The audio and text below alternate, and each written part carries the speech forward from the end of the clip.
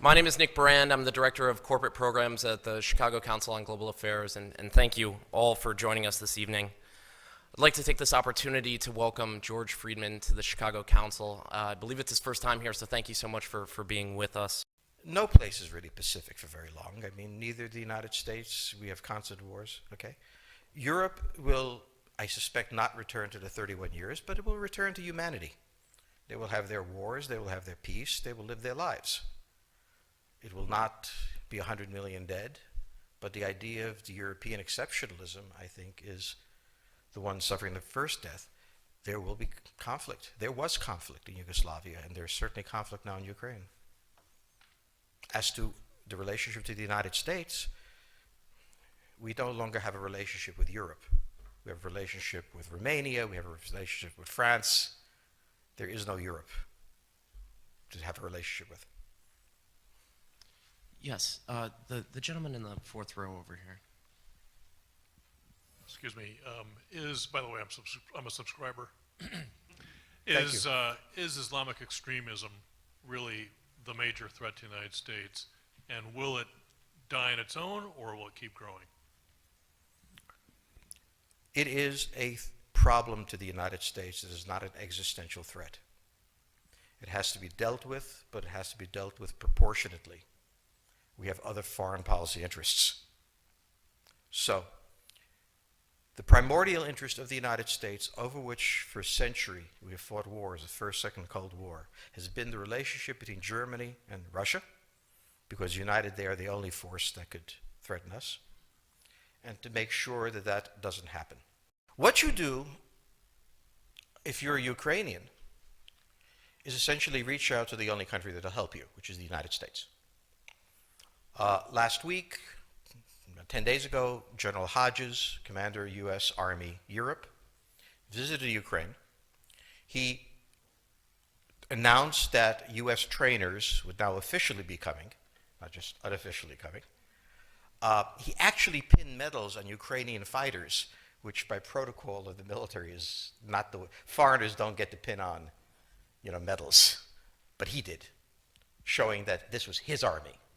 He then left and in the Baltics announced that the United States would be pre-positioning armor, artillery, and other equipment in the Baltics, Poland, Romania, and Bulgaria, which is a very interesting point.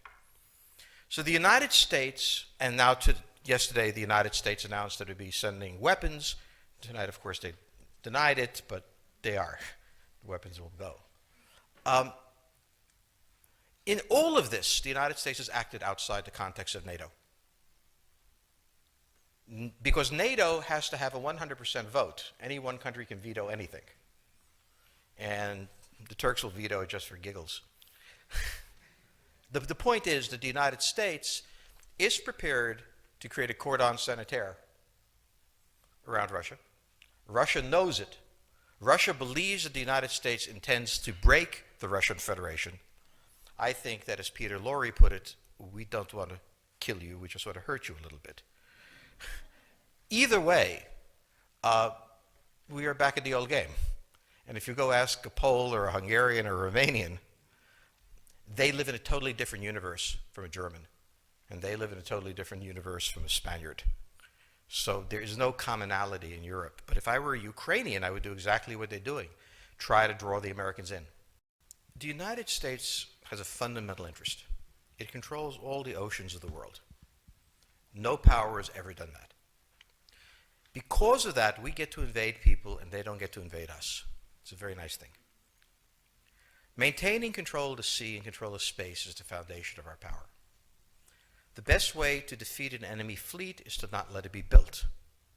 The way the British managed to make certain that no European power could build a fleet was to make sure the Europeans were at each other's throats. The policy that I would recommend is the one that Ronald Reagan adopted toward Iran and Iraq. He funded both sides so they would fight each other and not fight us. This was cynical. It was certainly not moral. It worked. And this is the point. The United States cannot occupy Eurasia. The moment the first boot sets the ground, the demographic differential is we are totally outnumbered. We can defeat an army. We cannot occupy Iraq. The idea that 130,000 men would occupy a country of 25 million, well, the ratio in New York of cops to citizens was greater than we had deployed in Iraq.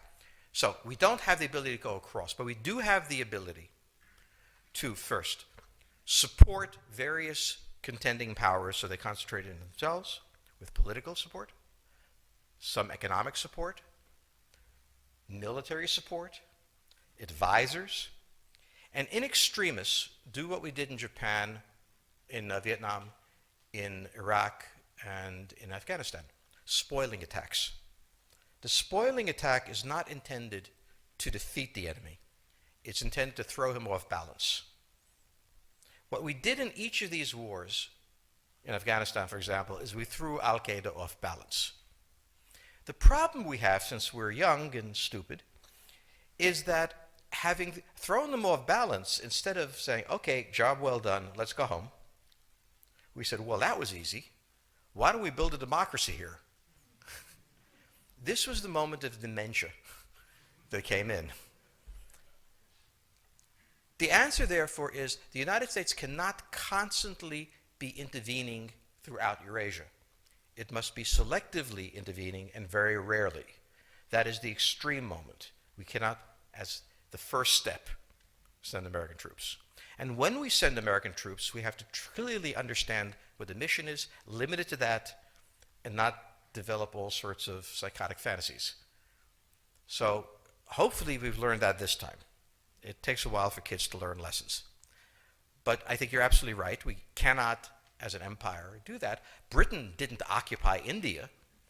It took various Indian states and turned them against each other and provided some British officers for an Indian army. The Romans did not send vast armies out there. It placed kings like,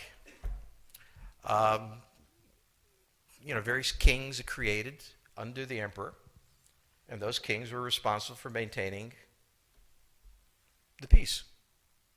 Pontius Pilate was an example. So empires that are directly governed by the empire, like the Nazi Empire, fail. No one has that much power.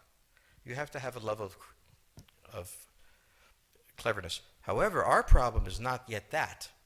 It is actually admitting that we have an empire.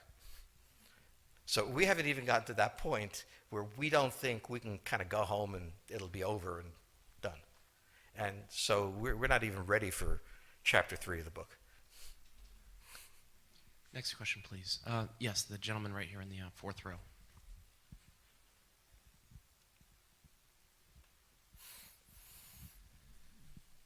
So I infer from your comments that the euro as the currency will not survive. The question on the table for the Russians is, will they retain a buffer zone that's at least neutral? Or will the West penetrate so far in the Ukraine that they're 70 miles away from Stalingrad and 300 miles away from Moscow? For Russia, the status of Ukraine is an existential threat. And the Russians cannot let go. For the United States, in the event that Russia holds onto the Ukraine, where will it stop? Therefore, it's not an accident that General Hodges, who's been appointed to be blamed for all of this, is talking about prepositioning troops in Romania, Bulgaria, Poland, and the Baltics. This is the intermarium, from the Black Sea to the Baltic, that Pilsudski dreamt of. This is the solution for the United States.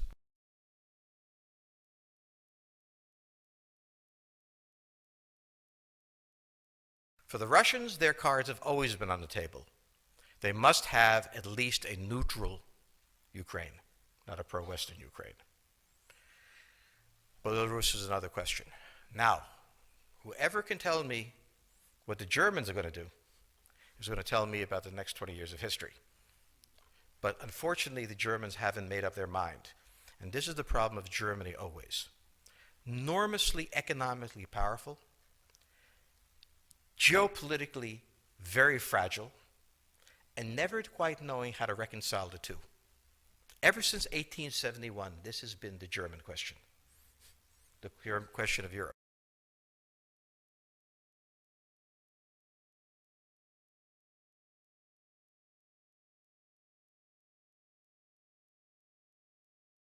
Think about the German question, because now it's coming up again. That's the next question that we have to address. And we don't know how to address it. We don't know what they're going to do. And unfortunately, that's all we have time for this evening.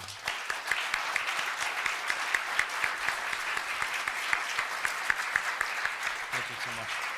Thank you so much, George Friedman. He'll be signing copies of his book in the rear of the room. Thank you as well to the Chicago Club for co-sponsoring this evening. Good night.